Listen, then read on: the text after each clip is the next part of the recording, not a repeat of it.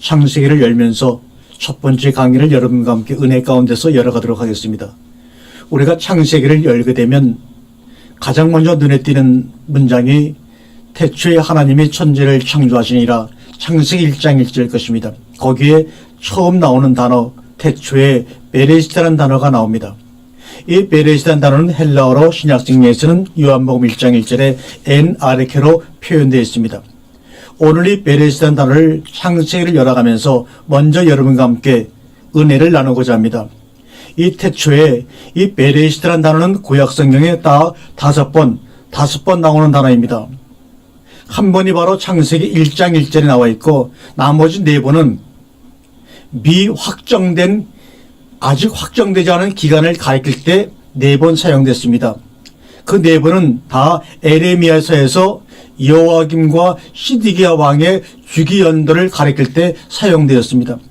창세기 1장 1절과 같은 뜻으로는 전혀 사용되지 않았고, 왕들의 주기 연도를 가리킬 때 이 베레시트라는 단어를 사용했습니다. 즉 왕권이 시작에 있어서라는 수거적 의미로 베레시티 말레쿠트에 사용되었습니다. 여기에 베레시트라는 단어 앞에다가 말레쿠트를 붙여서 함께 이어서 네 번을 사용되었습니다.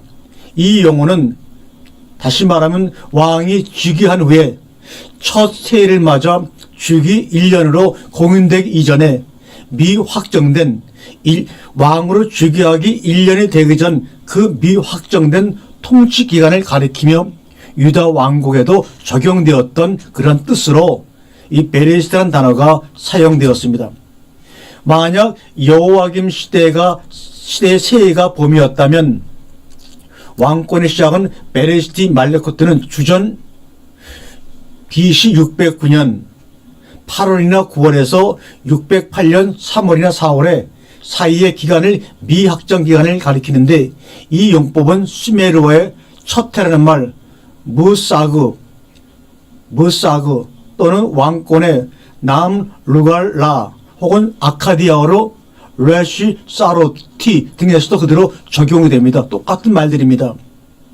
그러니까 베레시티라는 말은 거기다 말라쿠트라는 말이 붙여가지고 임금들의 왕이 즉위식을 할 때 사용하는 말인데, 특별히 어떤 거냐, 1년이라는 공인된 기간이 되기 전까지 그 1년 안의 기간들을 얘기할 때 바로 베레시티 말레쿠트라는 수거적인 표현으로 사용하고, 오직 성경에서 한 번만 여기서 태초에라는 베레시티라는 온전한 의미로 사용되었습니다. 이것을 여러분들이 한번 아시게 되면 놀라운 깨달음이 될 것입니다. 성경의 첫 단어는 여러분이 방금 우리가 얘기한 대로 베레시티입니다. 이 베레시티라는 말의 사전적 의미는 여러분이 아시는 것처럼, 또 우리가 그동안에 고정적으로 갖고 있던 관념대로 말한다면 시간의 시작 혹은 어떤 장소의 처음, 머리를 가리키는 것인데, 성경은 히브리 문법이 생겨나기 이전에 그 히브리 알파벳이 가진 원의로 조합된 단어들로 기록된 것이기 때문에 그러한 사전적 의미도 중요하지만 그 단어들을 하나하나 파자해 보는 것도 아주 중요합니다. 성경을 기록한 히브리어는 지금의 현대 히브리어가 아니라 원시나이어와 깊은 연관이 있는 고대 히브리어이기 때문에 현대 히브리어만으로는 그 깊은 의미를 다 이해해낼 수가 없습니다. 자, 그러면 베레시트라는 단어를 한번 그 알파벳 순서대로 파자해 보겠습니다. 베이트, 레시, 알렙, 쉰, 요두, 타우. 이 베이트는 알파벳의 두 번째 글자인데 성전, 집, 문무 안에, 레시는 시작, 머리, 알렙은 사람, 하나님, 쉬는 제식임질, 분석, 이빨, 요드는 펼친 손, 타우는 완성의 표, 계약 또는 십자가를 의미하는 이 6개의 알파벳이 합쳐져서 만들어진 단어가 바로 베레시트라는 단어입니다. 그럼 이것을 파자한 것을 한번 모아서 우리가 한번 유추를 해보면, 성전의 시작인 성전의 머리인 하나님을 잘 설명함으로 해서 시간 안의 존재들에게 손을 펴서 넘겨주는 완성의 표라는 의미를 그 안에 함의하고 있는 것입니다. 그것을 소리내어서 한 단어로 발음하게 되면 베레시티가 되는 것입니다. 그게 바로 성경이며 역사의 역할이라는 것입니다.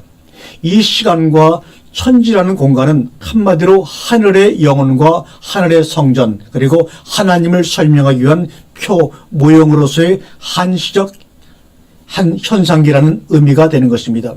그게 성경의 첫 단어인 베레시라는 한 단어 속에 다 들어가 있습니다. 쉽게 말해 성경의 첫 단어는 내가 지금부터 현상계의 것들로, 눈에 보이는 것들로 하늘을 설명할 테니 잘 들어보렴, 이런 말입니다. 이 역사 안의 것들로 보이지 않는 묵시의 것들을 설명하여 우리에게 손을 펼쳐서 넘겨주겠다는 겁니다. 자, 이 베레시라는 단어를 헬라어로 우리가 바꾸어 보면 N은 NRK인데 그 단어가 요한복음의 첫 단어입니다. 그 NRK라는 헬라의 첫 단어 N이라는 전치사는 히브리어의 불분리 접두사인 베를 그대로 가져와 헬라어로 옮긴 것입니다. 그런데 제가 좀 전에 그 베이시라는 히브리어 두 번째 단어가 성전 집의 의미가 있다고 했습니다. 그리고 아르케를 히브리어로 바꾸면 레시티, 시작 근본인데 이 레시티 어는 뭐냐? 로시, 머리, 첫 열매, 첫 이사, 그리스도 메시아입니다. 즉 베이시라는 성전 안에 뭐가요? 머리가 놓여진 모습입니다. 그 성전 안에 머리가 놓여진 것이 뭐죠? 바로 교회입니다. 예수께서 그러셨죠. 내가 머리 들 것이 없구나. 그건 예수님이 너무나 가난해서 집이 없었다는 이야기나 의지할 대상이 없었다는 그런 말씀이 아니라 성전의 머리이신 예수 그리스도가 들어갈 수 있는 참 성전이 아직 완성되지 않았다는 것을 말씀하시고 계시는 것입니다. 그런데 그 그리스도이신 말씀이 성전 안에 들어가 머리로 존재하는 것이 교회 아닙니까? 그 교회는 예수님께서 십자가에 죽으시고 부활의 그리스도가 되셨을 때 비로소 탄생하는 것입니다. 따라서 예수님이 십자가를 지시기 전에는 예수라는 머리를 둘 참성전이 없는 것이 맞는 말입니다. 결론적으로 구약 성경의 첫 단어인 히브리어 멜레시트를 그대로 옮겨다가 헬라어로 표기한 것이 NRK이고 그 둘의 의미를 종합해 볼 때 성경 전체와 이 역사는 무한의 하나님께서 유한의 피조물에게 묵시를 설명해 주시는, 즉 참 성전 안에 있는 그리스도, 즉 성령이 머리로 들어가 하나로 연합이 되는 묵식 속 교회의 실체를 설명하는 설명서인 것이며, 역사 또한 그 말씀을 증거하고 설명하는 도구요 방법이요 한시적 무대에 불과하다는 것을 그 단어들이 말해주고 있다는 사실을 우리가 마음속에 명심하셔야 될 것입니다. 계속해서 우리가 창세기를 열면서를 열어나가겠습니다. 태초에 하나님이 천지를 창조하시니라. 30년 전에 히브리어와 헬라어로 된 성경, 우리가 한 1980년도 정도가 이 원어에 대한 성경이 시작되는 작은 계획의 흐름이 있었습니다. 접하거나 지금까지 신구약 성경을 넘나들며 묵상하며 많은 글을 써오고 또 많은 글을 써오신 믿음의 선진들의 글들을 보면서 깨우침을 받았습니다. 그리고 늘 창세기 1장부터 2장까지 말로 하는 설교가 아닌 글로 그분의 사랑을 표현해보고자 마음먹었지만 그것이 쉽게 열려지지 않았습니다. 알려가면 할수록 깊은 수렁에 감춰지는 걸 보면서 늘 아쉬움만 남았습니다.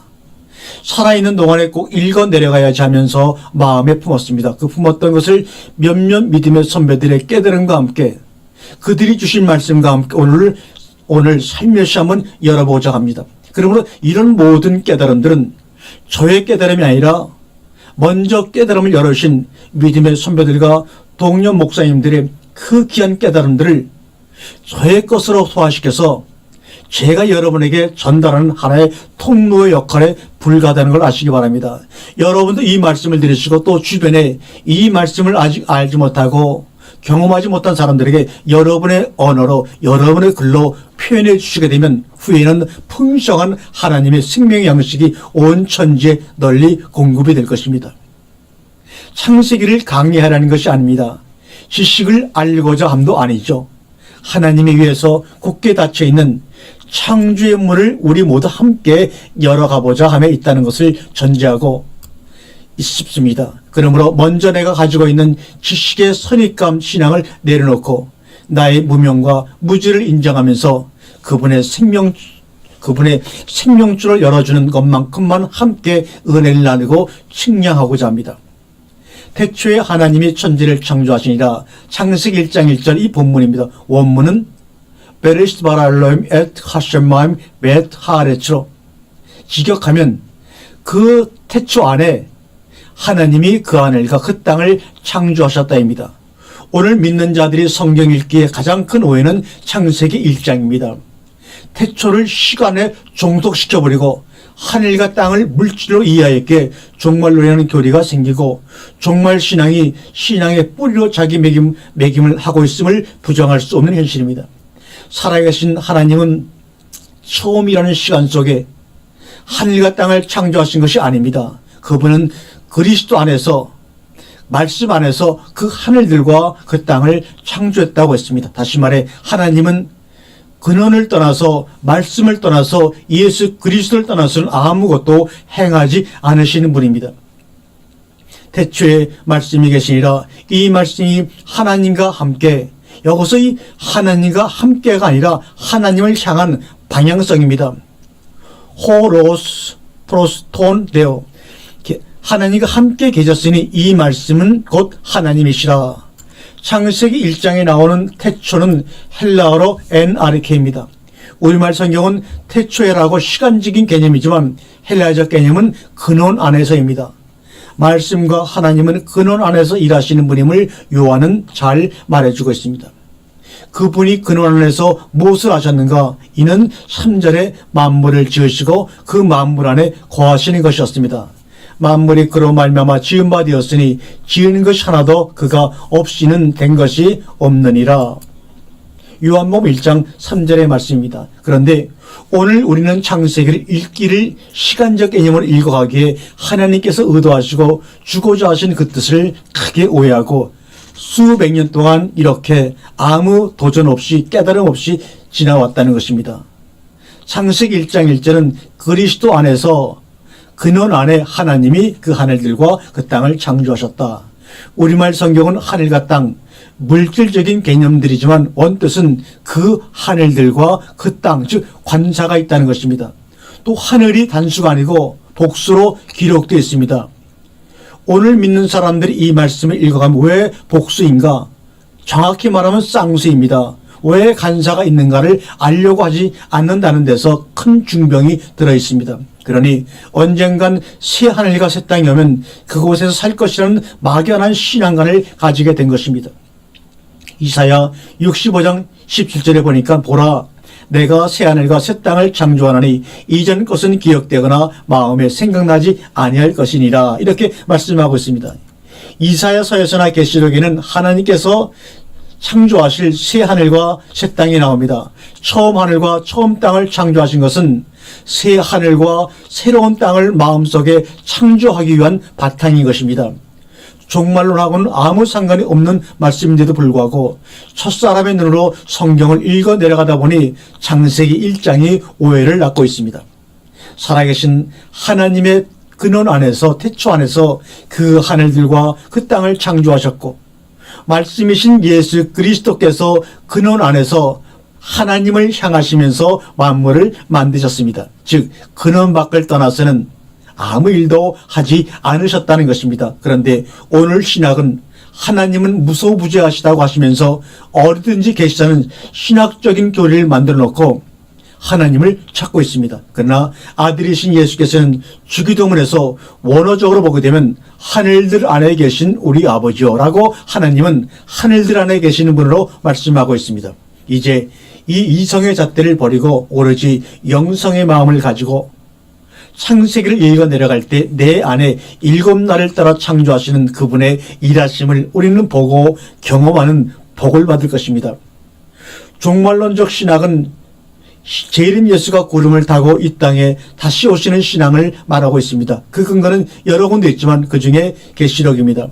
주 하나님이 이르시되 나는 알파와 오메가라, 이제도 있었고 전에도 있었고 장차 올 자요 전능한 자라 하시더라. 계시록 1장 8절에 말씀입니다. 장차 올 자라. 이 구절이 재림 예수 즉 종말론을 해석하는데 근거로 사용합니다. 우리말 성경은 미래형으로 나타내주고 있지만 헬라어 성경은 호 에르코메노스, 즉 현재 분사형으로 표현을 하고 있습니다. 지금 오시고 계시는 분이지 장차 오실 분이 아닙니다. 그런데 이거를 미래형으로 해석하다 보니까 우리에게 문제가 생기는 겁니다. 이것을 모르면 창세기 1장 내용은 가려지게 되는 것입니다. 알파와 오메가 되시는 하나님은 전에도 계시고 지금도 계시고 또 지금 계속 오시고 계신 분입니다. 그 이유는 태초 안에서 처음 하늘들과 처음 땅을 창조하시고 그것을 바탕으로 새하늘과 새 땅을 창조하시고자 계속 오시고 계시는 분입니다. 지금 오시고 계시는 분입니다. 그래서 계시록 21장에 새하늘과 새 땅이 완성이 되는 것입니다. 그러므로 알파는 처음 하늘들과 처음 땅을 창조하신 것이며 오메가는 새하늘과 새 땅을 창조해 하나님이 안식하는 것입니다. 창세기를 1장으로 보면 그분이 전에도 계시고 지금도 계시고 지금 계속 오시고 계시는 그 사항을 창조를 통해서 분명히 보여집니다. 이제 영안에서 창세기를 여행하고자 합니다. 다시 한번 이 강의를 마치기 전에 베레시트와 에인하레케를 한번 살펴보고자 합니다. 태초에 하나님이 천지를 창조하시니라. 땅이 혼돈하고 공허하며 흑암이 깊음 위에 있고 하나님의 신은 수면에 운행하시니라. 히브리서 창세기 1장 1절의 말씀입니다. 여러분들이 보기에 좀 어렵겠지만 히브리 원문 성경을 우리가 여기다 적어놨습니다. 베레시트 바라 엘로임 엣 화샤마임 베르 하레치 베하레치 하에타 토우 마보 베오식 알페네 테움 멜아우 엘로임 메라헤펫 알페네 하마임. 원문적으로 한글을 번역하면 태초 안에 하나님이 그 하늘과 그 땅을 창조하셨다. 그리고 그 땅은 혼돈하고 공허했고 흑암은 깊음에 있었고 하나님의 영은 물들 위에 운행하셨다. 우리가 이렇게 해석을 해봅니다. 창세기 1장 1절을 해석함에 있어서 가장 난해한 말씀이 우리가 처음 서두에도 말씀을 드렸지만 태초입니다. 이 말씀에 대한 올바른 정의가 없으면 하나님의 창조의 온전한 뜻을 잊어버리고 첫 아담의 눈으로 성경을 해석하게 되어 성경이 주고자 하는 그 목적을 상실할 수 있습니다. 구약은 히브리어로 기록되었고 신약은 헬라어로 기록되었습니다. 즉 두 언어가 성경의 짝을 이루고 있습니다. 히브리어 베레시트는 헬라어로 엔아리케입니다. 베레시트는 불분리 전치사 배, 못못 안에, 안으로 의하여와 레시티, 해껏, 첫수와 시작, 처음으로 이루어진 말입니다. 헬라어 엔 역시 전치사로서 못못 안에, 위에, 에게, 에서, 가운데 등의 뜻이며 아리케는 시작, 우두머리, 모퉁이, 첫머리, 주권, 원리, 통치, 근원 등을 의미합니다. 단어적 의미로는 시작, 머리, 열매 등 다양하게 나옵니다. 머리나 열매는 근원이라는 뿌리를 두고 있습니다. 따라서 성경의 첫 시작이 시작 안에서 또는 머리 안에서 열매 안에서입니다. 다시 말해 하나님은 시공간의 근원이 되는 그 근원 안에서 천지를 창조했습니다. 그러므로 두 번째 나오는 새하늘과 새 땅도 이 근원 안에서 그리스도 안에서 창조하시는 것을 알아야 합니다. 베레시트는 거의 모든 성경에서 태초에 영어 성경은 in the beginning이라고 번역이 되었습니다. 즉 하나님께서 이미 존재하고 있는 시간 속에서 하늘과 땅을 창조했다고 하는 해석입니다.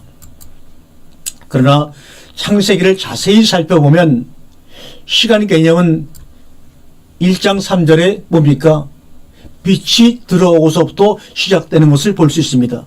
우리가 하루라고 하는 것은 지구가 태양을 중심으로 자전할 때 하루고 지구가 태양을 중심으로 공전하는 그 기간을 1년이라고 합니다. 그러므로 우리가 말하는 1살, 2살, 1년, 2년의 개념은 하나님이 창조하신 태양이 존재하고 그 태양빛이 비친 이후에 생긴 시간의 개념인데 창세기 1장 1절을 그 시간에 그 태양의 빛에 공간 안에 시간 안에 제한을 시켜버린다고 하는 것은 너무나 어처구니가 없는 해석입니다. 그러므로 시공간 이전 곧 시공간의 근원 안에서 시공간이 창조되었음을 계시하고 있습니다.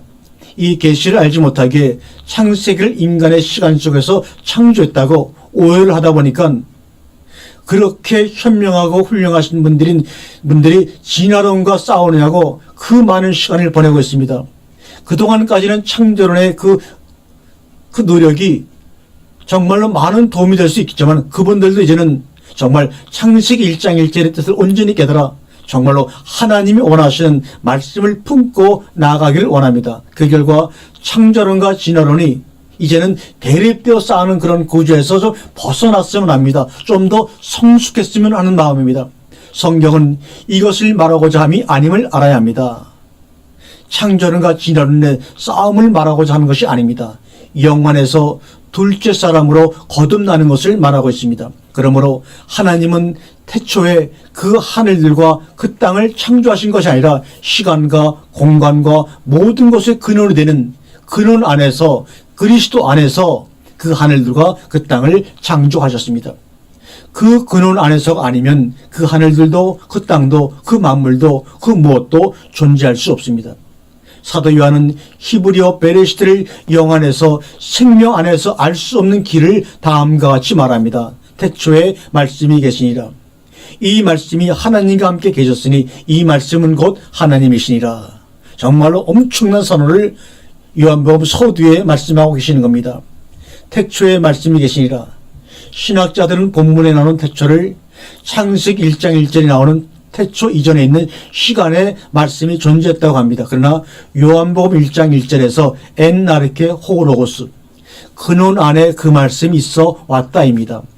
창세기 1장에서 하나님이 태초 안에서 존재하셨고 신약에서는 태초 안에서 말씀이 존재했습니다. 그런데 그 말씀은 곧 하나님이시라고 합니다. 태초에 말씀이 계시니라. 원뜻은 근원 안에 그 말씀이 계시니라. 우리가 여기서 깊이 생각할 것은 계시니라입니다. 이것은 에이미 동사, 즉 비동사, 이것은 존재동사입니다. 미완료형으로 된 존재동사입니다. 문법적으로 3인칭 단수 직설 미완료 능동태입니다. 그래서 있어 왔다 n을 써서 에나르케가 지나간 과거인 태초에가 아니라 만물이 항상 그 안에서 지어주고 있는 하나님의 창조의 근원임을 나타낸 말이 바로 요한복음 1장 1절에 태초에 말씀이 계시니라 입니다. 이것을 알지 못하고 번역을 하였기에 하나님의 창조하시고 있는 그 목적을 잊어버리고 과거에만 창조했다는 식으로만 알고 있기에 오늘 만물을 계속 창조하시는 그 하나님을 잊어버린 세대가 된 지 오래가 되었습니다. 예수 그리스도는 어제나 오늘이나 영원토록 동일하시니라. 하나님이신 예수 그리스도는 창세기 1장 1절에 나오는 태초 안에서 일하셨듯이 오늘 그 태초 안에서 새 하늘과 새 땅을 창조하시고 만물들을 그 안에 살게 하시는 일하심이 동일하게 그분은 모든 만물의 근원이요 근본이 되십니다. 이 근원 안에서 이 말씀 안에서 이제 많은 근원의 물줄기가 생기고 강들이 생겨나 만물들이 주를 찬양하는 그날이 되어지기를 주님의 이름으로 간절히 소망해 봅니다.